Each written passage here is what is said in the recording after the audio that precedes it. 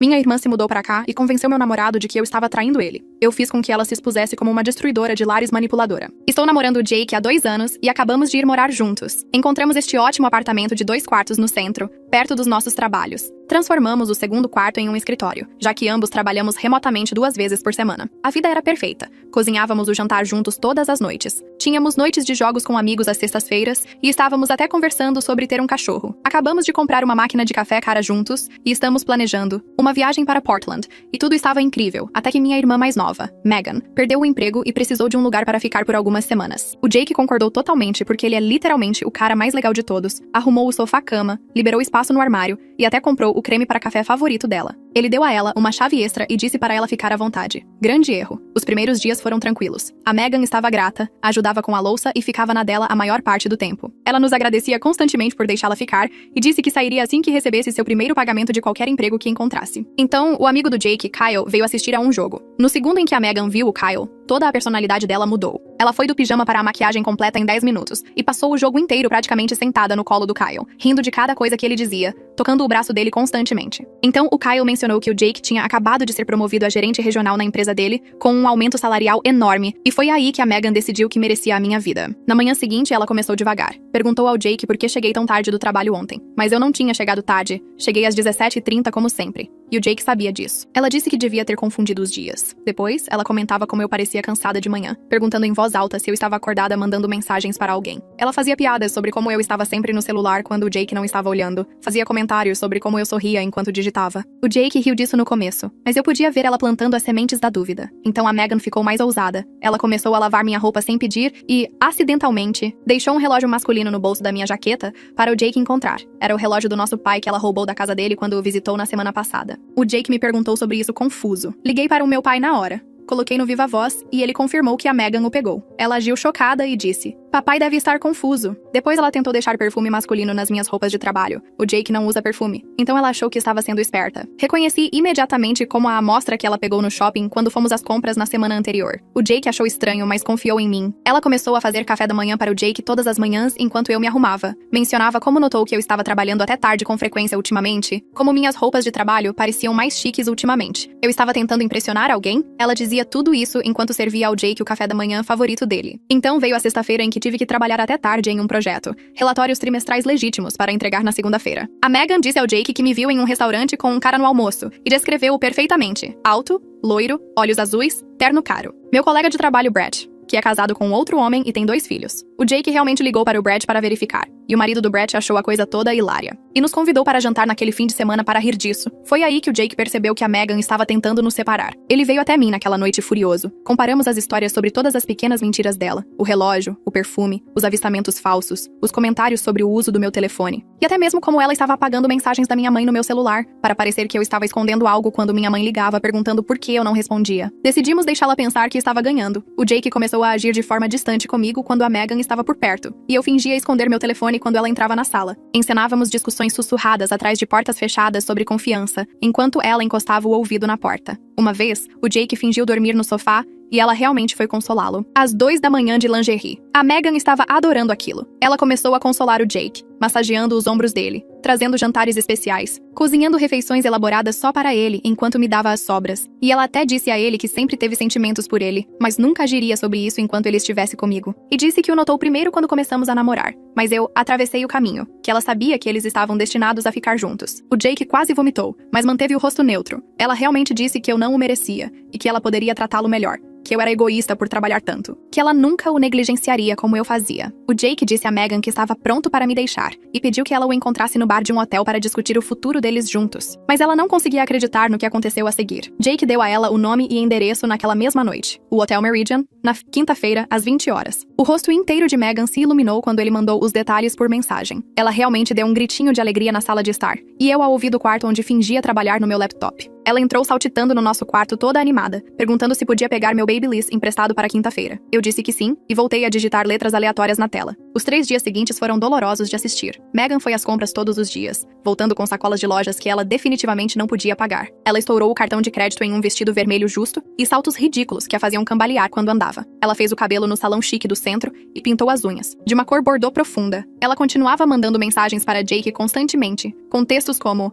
Mal posso esperar para te ver e finalmente ter o que merecemos. Eu sabia que fomos feitos para ficar juntos. Jake me mostrava as mensagens e nós apenas balançávamos a cabeça. Ela até praticou a maquiagem, fazendo rosto completo após rosto completo e tirando selfies para decidir qual ficava melhor. Eu a vi posar na frente do espelho por horas, experimentando o vestido repetidamente, ajustando o cabelo, reaplicando o batom. O tempo todo senti uma mistura estranha de nojo e satisfação. Nojo porque essa era minha irmã planejando ativamente roubar meu namorado. Satisfação porque eu sabia exatamente o que a esperava na quinta-feira à noite. A tarde de quinta-feira chegou e Jake mandou mensagem para Eugene para deixar tudo pronto. Eugene chegou ao Meridian por volta das 16 horas e pegou a melhor mesa de canto, aquela com a vista perfeita da entrada. Ele pediu café e ficou lá lendo um livro como se fosse apenas um cara qualquer passando o tempo. Lorelai apareceu por volta das 18 horas e se posicionou no bar com uma taça de vinho, fingindo ser uma daquelas pessoas que bebem sozinhas. Ela estava com o celular na mão como se estivesse trocando mensagens, mas na verdade estava nos atualizando sobre a armação. Jake e eu saímos do nosso apartamento às 19 horas, dando a Megan uma desculpa qualquer sobre ir jantar na casa do irmão dele. Ela mal olhou para cima enquanto se maquiava,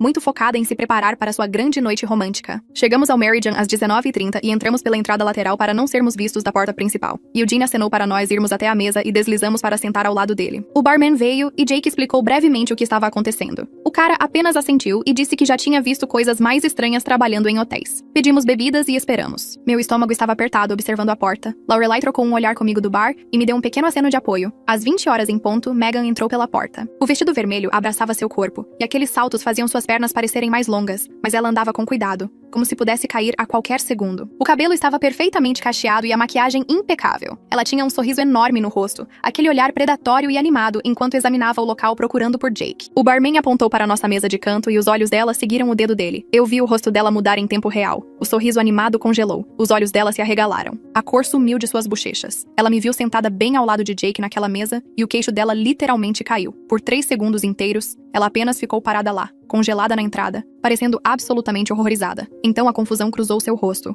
como se ela não conseguisse entender o que estava vendo. Depois o horror voltou ainda mais forte quando ela percebeu que era uma armadilha. Suas mãos começaram a tremer e ela agarrou a bolsa com tanta força que os nós dos dedos ficaram brancos. Levantei-me da mesa e olhei diretamente para ela. Disse para ela se sentar, porque precisávamos conversar sobre tudo o que ela tinha feito nas últimas 6 semanas. Minha voz saiu firme e calma, embora meu coração estivesse batendo forte. Megan balançou a cabeça e começou a recuar em direção à porta. Eugene se moveu rápido e se posicionou perto da saída sem deixar óbvio que estava bloqueando a passagem. Lorelai escorregou do banco do bar e se aproximou da nossa mesa. Megan olhou em volta e viu que estava encurralada. Ela não teve escolha a não ser caminhar naqueles saltos estúpidos e deslizar para o banco em frente a nós. O corpo todo dela tremia agora, e ela continuava abrindo e fechando a boca como se não conseguisse encontrar palavras. Finalmente, ela gaguejou que não era o que parecia, que podia explicar, que tínhamos entendido tudo errado. A voz dela falhava a cada palavra e ela não fazia contato visual com nenhum de nós. Jake pegou o celular e abriu o aplicativo de notas. Ele começou a ler em voz alta com uma voz plana e factual. 15 de outubro, plantou o relógio roubado do pai no bolso da jaqueta. 18 de outubro, borrifou a amostra de perfume nas roupas de trabalho.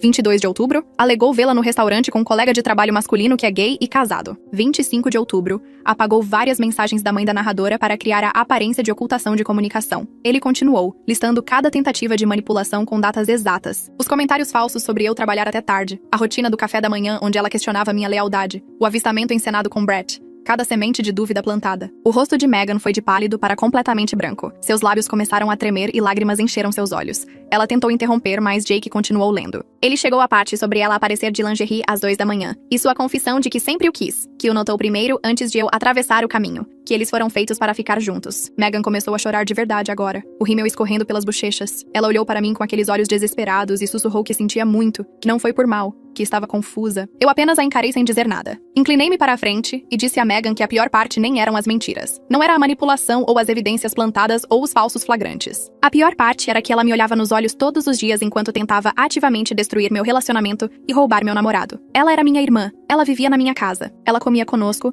e fingia ser grata enquanto tramava pelas nossas costas. Ela tentou interromper com mais desculpas. Mas eu continuei falando. Mencionei o incidente da lingerie em detalhes. Como ela saiu às 2 da manhã vestindo basicamente nada, tentando seduzir meu namorado enquanto eu supostamente dormia no quarto ao lado. Como ela disse a ele que sempre teve sentimentos por ele. Como disse que eu não o merecia e que ela poderia tratá-lo melhor. O barman estava limpando copos por perto e eu percebi que ele estava ouvindo cada palavra, mesmo fingindo que não. Outras pessoas no bar estavam começando a olhar para nossa mesa porque Megan estava chorando muito alto. Ela colocou o rosto nas mãos e todo o seu corpo tremia com os soluços. Megan finalmente olhou para cima com lágrimas escorrendo pelo rosto e rímel por por toda parte. Ela tentou dizer que só queria ser feliz como eu, que sempre teve inveja do meu relacionamento e da minha vida, que tudo vinha tão fácil para mim enquanto ela lutava com tudo. Ela alegou que não estava pensando com clareza depois de perder o emprego, que ver o quão bem-sucedido Jake era e quão perfeita nossa vida parecia apenas a fez surtar. Ela estendeu a mão sobre a mesa como se quisesse segurar a minha, mas eu recuei. Eu disse a ela que ser infeliz não lhe dava o direito de sabotar outras pessoas, que ter inveja não desculpava tentar destruir o relacionamento da própria irmã, que perder o emprego não era motivo para se tornar uma mentirosa manipuladora que plantava evidências e inventava histórias. Ela continuou chorando e dizendo que sabia disso agora, que percebeu o quão errada estava, mas suas palavras pareciam vazias porque ela só percebeu depois de ser pega. Ela teria continuado se não tivéssemos descoberto. Jake enfiou a mão no bolso e tirou $200 em dinheiro. Ele colocou na mesa entre nós e disse a Megan que ela tinha até domingo para tirar todas as coisas dela do nosso apartamento. Iríamos trocar as fechaduras na segunda-feira de manhã. O dinheiro era para um quarto de hotel por algumas noites até que ela decidisse para onde ir. Ele disse que ela nunca deveria entrar em contato com nenhum de nós novamente, a menos que estivesse pronta para se desculpar genuinamente e procurar ajuda real para seus problemas. A voz dele era fria e final. Megan olhou para o dinheiro com as mãos trêmulas. Ela o pegou lentamente e perguntou com uma voz minúscula para onde deveria ir. O que ela deveria fazer? Como podíamos simplesmente expulsá-la assim? Jake não respondeu. Ele apenas olhou para ela com uma expressão que mostrava exatamente o quão farto ele estava dos jogos dela. Eu disse a Megan que ela poderia ligar para nossos pais ou amigos, mas ela não era mais nossa responsabilidade. Não depois do que ela fez. Ela fez suas escolhas e agora tinha que lidar com os resultados. Lorelai veio do bar e parou ao lado da nossa mesa. Ela disse a Megan que tinha testemunhado seu comportamento estranho na nossa noite de jogos semanas atrás, e achou que algo estava errado, mesmo naquela época. Como Megan estava toda em cima de Kyle e agindo de forma estranha. Eugene falou de seu lugar perto da porta e disse que Jake tinha contado tudo a ele. Ele acrescentou que nenhuma irmã de verdade faria o que Megan fez. Que família não tenta destruir a família desse jeito? Megan ficou ali sentada, cercada por pessoas que sabiam o que ela tinha feito. Ela olhou para todos nós e algo pareceu quebrar dentro dela. Ela finalmente pareceu entender a situação, que isso não era algo do qual ela pudesse sair chorando ou manipulando.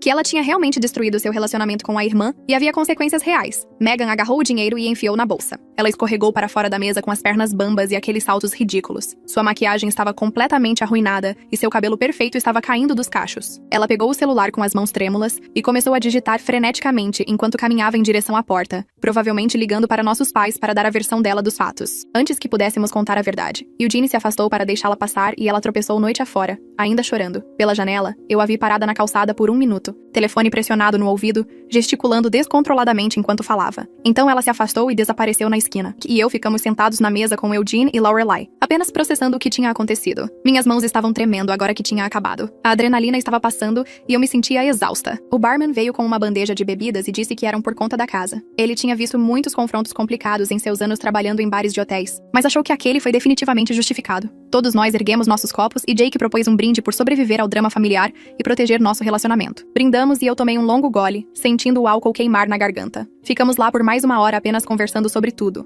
repassando momentos, discutindo o que aconteceria a seguir com meus pais. Finalmente, por volta das 22 horas, pagamos a conta e saímos para o ar da noite. Sexta-feira de manhã, meu telefone tocou às 9h e vi o nome da mamãe na tela. Atendi e ela já estava chorando antes que eu pudesse dizer olá. Ela me disse que Megan apareceu na casa deles à meia-noite soluçando e disse: "Nós a expulsamos sem ter para onde ir." Mamãe perguntou o que aconteceu. E por que faríamos algo tão cruel com minha própria irmã? Respirei fundo e comecei a explicar tudo desde o início. O relógio que Megan roubou da casa do papai e plantou na minha jaqueta. A amostra de perfume que ela borrifou nas minhas roupas de trabalho para fazer Jake pensar que eu estava saindo com alguém. O falso avistamento no restaurante com Brett, que é casado e homossexual. Como ela apagou mensagens da mamãe no meu celular para eu parecer suspeita quando ela ligava. A manipulação do café da manhã, onde ela plantava sementes sobre eu trabalhar até tarde e me vestir bem. O incidente da lingerie às 2 da manhã, quando Jake fingiu dormir no sofá. Mamãe ficou completamente em silêncio do outro lado da linha, e eu podia ouvir a respiração dela ficando trêmula. Ela finalmente perguntou por que eu não contei nada disso enquanto estava acontecendo. Expliquei que precisava lidar com isso sozinha e reunir evidências porque sabia que Megan mentiria sobre tudo. Se não tivéssemos provas. Que Jake e eu documentamos cada tentativa de manipulação com datas, capturas de tela e testemunhas. Mamãe disse que não podia acreditar que Megan faria algo assim, mas também soava como se estivesse começando a acreditar.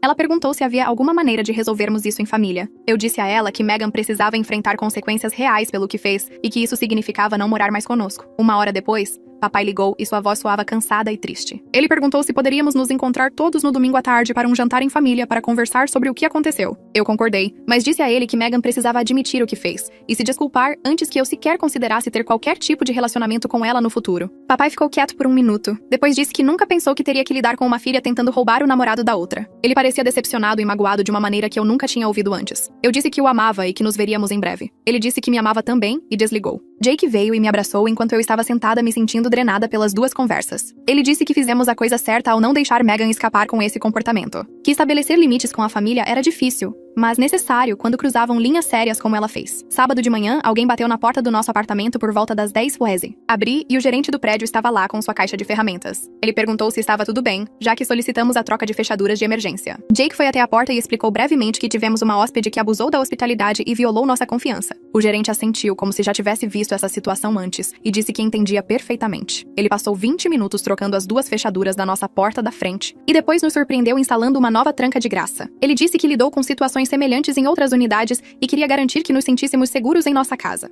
Ele nos deu 4 chaves novas e nos disse para ligar imediatamente se tivéssemos qualquer outro problema. Depois que ele saiu, Jake e eu testamos todas as fechaduras várias vezes, só para ter certeza de que funcionavam corretamente. Foi bom saber que Meghan não poderia simplesmente entrar mais, embora parte de mim se sentisse culpada por ter que trancar minha própria irmã, do lado de fora. Sábado à noite, por volta das 23 horas, meu celular vibrou com uma mensagem de Meghan. Ela perguntou se eu realmente nunca a perdoaria, e disse que sabia que tinha estragado tudo. Encarei a mensagem por um tempo antes de responder. Digitei que o perdão não era automático, e que ela precisava entender a gravidade de suas ações antes que pudéssemos pensar em reconstruir a confiança. Ela respondeu com um longo parágrafo sobre ter inveja de mim a vida toda, como ela se sentia um fracasso comparada a mim com meu relacionamento estável, bom emprego e apartamento legal. Como ver a promoção e o sucesso de Jake a fez querer o que eu tinha em vez de construir sua própria vida. Ela disse que perder o emprego piorou tudo, e ela parou de pensar claramente sobre o certo e o errado. Nada disso desculpava o que ela fez, mas pelo menos mostrava alguma consciência de por que ela agiu tão mal. Eu não respondi a essa mensagem porque precisava de tempo para processar se a explicação dela era genuína ou apenas outra manipulação. Jake leu o texto por cima do meu ombro e disse que parecia que ela estava começando a assumir a responsabilidade, mas as ações importariam mais do que as palavras. Domingo à tarde, dirigimos até a casa dos nossos pais,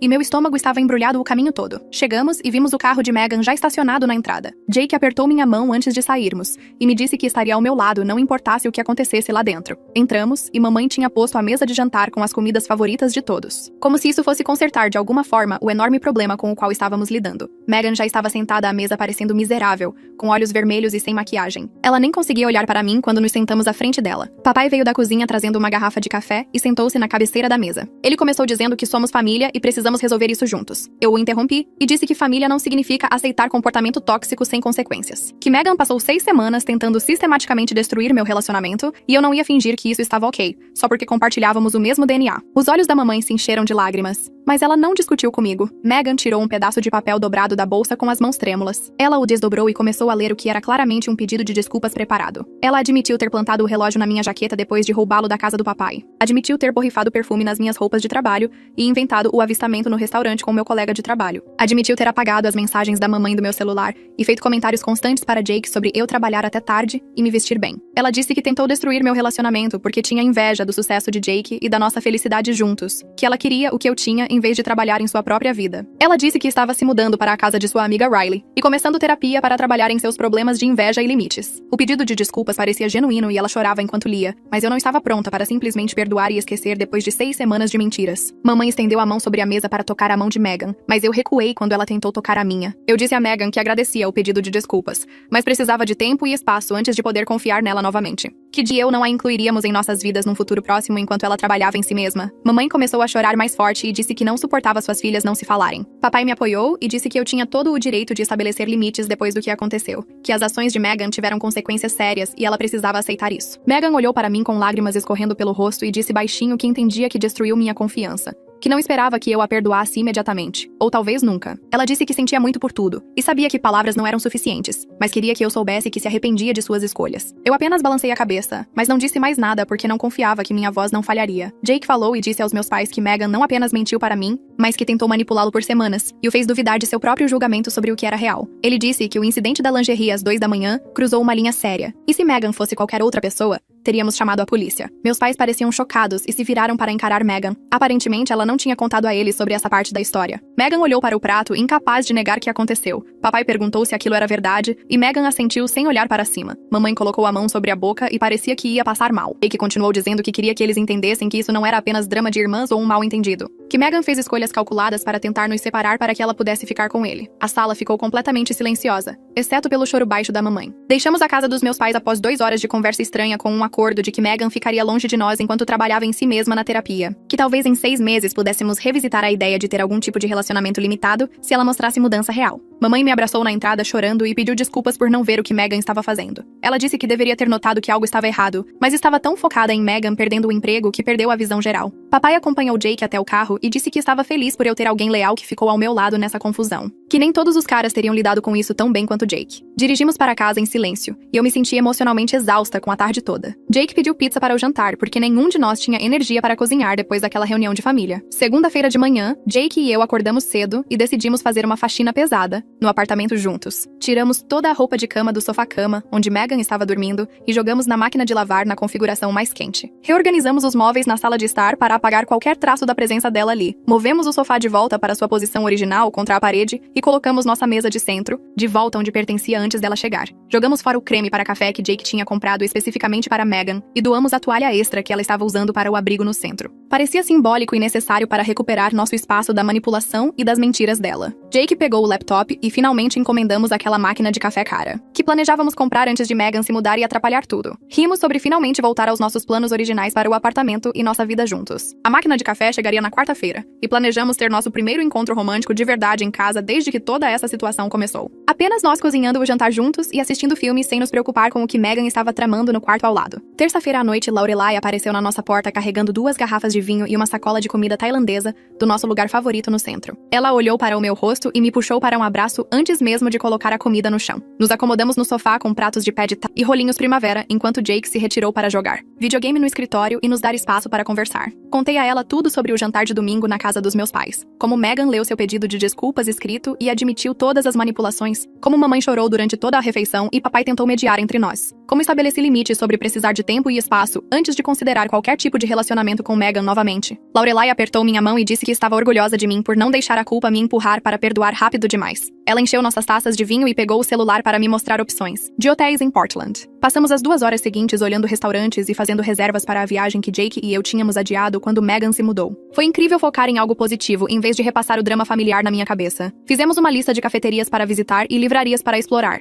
Lorelai saiu por volta das 22 horas com promessas de nos ajudar a fazer as malas para a viagem no mês seguinte. 2 semanas se passaram sem qualquer contato de Megan, até que meu celular vibrou com uma mensagem perguntando se ela poderia deixar correspondência que foi enviada para o nosso apartamento. Encarei a mensagem por 10 minutos antes de concordar em encontrá-la na cafeteria a 3 quarteirões de distância. Ela entrou vestindo jeans e um suéter simples, em vez de suas roupas habituais cuidadosamente estilizadas. O cabelo estava preso em um rabo de cavalo simples, e ela não estava usando muita maquiagem. Ela parecia mais com a irmã que eu lembrava de anos atrás, antes que o ciúme a transformasse em alguém que eu não reconhecia. Megan me entregou uma pequena pilha de envelopes e me agradeceu por encontrá-la. Ela disse que a terapia a estava ajudando a entender por que agiu tão mal, que estava aprendendo a lidar com o ciúme e a insegurança de maneiras mais saudáveis. Eu disse a ela que estava feliz por ela estar recebendo ajuda, mas que não estava pronta para um contato regular ainda. Ela assentiu e disse que entendia. Ficamos sentadas lá por mais 1 minuto em silêncio constrangedor antes de ela se levantar para ir embora. Eu a vi sair e me senti aliviada por ela parecer estar assumindo a responsabilidade em vez de dar desculpas. Jake chegou do trabalho uma noite, 3 semanas depois, e perguntou se poderíamos conversar sobre algo importante. Ele se sentou à mesa da cozinha e me disse que sua empresa lhe ofereceu uma promoção. Isso significaria nos mudarmos para Seattle em 6 meses. A posição vinha com um aumento significativo e melhores benefícios, mas significava deixar tudo o que conhecíamos aqui. Passamos aquela noite e várias noites depois discutindo se queríamos aproveitar a oportunidade, conversando sobre os prós e contras de nos mudarmos para uma nova cidade juntos. Toda a situação com Megan, na verdade, nos tornou melhores em ter conversas difíceis e trabalhar em decisões complicadas como uma equipe. Percebemos que podíamos nos comunicar sobre tópicos difíceis, sem ficar na defensiva ou nos fechar. Jake disse que queria aceitar se eu estivesse disposta a me mudar com ele. Pensei em começar do zero em um lugar novo sem drama familiar pairando sobre nós, e disse sim. Comemoramos pedindo sushi caro e olhando apartamentos nos bairros de Seattle online. 3 meses após o confronto no bar do hotel, Jake e eu estávamos empacotando caixas na nossa sala de estar